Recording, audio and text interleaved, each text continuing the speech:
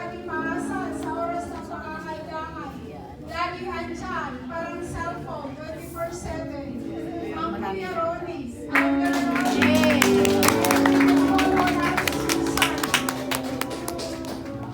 please give the gift.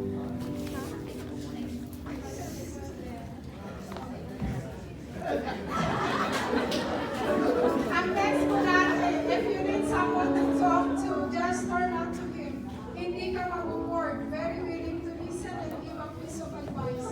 Ang hindi nagsasawa, si Daddy Ron. Siya po ang tatay na porsigido sa lahat ng bagay. Matyaga at willing na matuto. Makikita mo ang bilis ng paglago sa buhay.